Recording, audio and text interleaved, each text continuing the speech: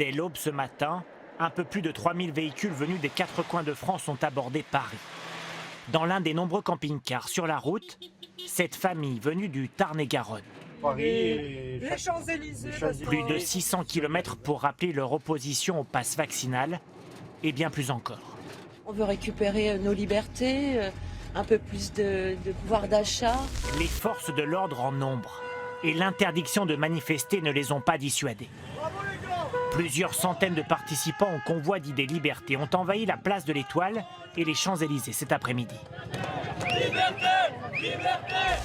Rassemblement non déclaré et du coup des forces de l'ordre à cran. Course-poursuite avec cette voiture qui visiblement ne voulait pas s'arrêter. Au total, plusieurs centaines d'interpellations. La plupart ce sont des automobilistes qui bloquaient la circulation. Liberté ! Bordel ! Vous savez, The Economist, qui n'est pas un journal d'extrême gauche, vient de sortir un classement des démocraties et a noté la France comme démocratie défaillante. La nuit a été très compliquée, très froide, donc voilà. On va continuer à manifester, à faire le convoi, aller sur Paris, et puis après on ira à Bruxelles s'il faut. Dans l'actualité diplomatique, la France déconseille désormais à ses ressortissants de se rendre en Ukraine. Annonce du Quai d'Orsay qui ne demande pas pour l'instant à ceux qui s'y trouvent de quitter le pays. Ce matin, à l'aéroport de Kiev, des dizaines d'expatriés quittent l'Ukraine. Quelques Français, beaucoup d'Américains qui obéissent un peu tristes aux consignes de la Maison-Blanche, partir.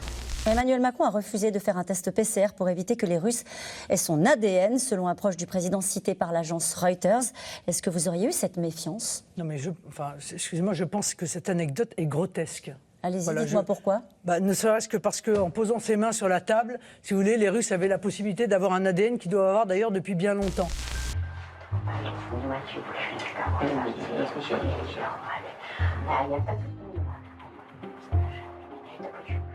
Éric Zemmour, vous avez beaucoup changé ces derniers mois. Ces lunettes rassurantes que vous portez ce soir, ces bras levés à la Chirac qu'on a vu aussi, ce prompteur que vous utilisez désormais. Est-ce que vous avez endossé le costume du politicien? Ça y est, la mue est accomplie? Je vais vous dire, Anne-Marie Coudray, je ne suis pas... Anne-Claire, pardon. Anne-Claire, excusez-moi, pourquoi je vous appelle Anne-Marie? Pardonnez-moi. Kev, si je ne me trompe pas, il a démarré chez vous. Oui, un peu, en gros, oui. Un peu comme Éric Zemmour. C'est vrai. Un peu comme Éric Zemmour. C'est vrai qu'après, leur carrière bifurque un peu. Mais quel succès, ces deux-là, Kev et Éric. D'ailleurs, je me rends compte que pour avoir du succès... Il faut arrêter de me comparer comme ça. Non, mais... C'est un enfoiré, je vous dis, c'est un enfoiré. Il est viré, je te le dis, Kev, il est viré. J'ai démarré au même endroit qu'Éric Zemmour, mais toi, tu finiras au même endroit. En enfer. C'est qui le président pour Pépette? Qui c'est qui le président des petites bêtes? C'est Manu, pour les petits toutous qu'on la crotte au cucu.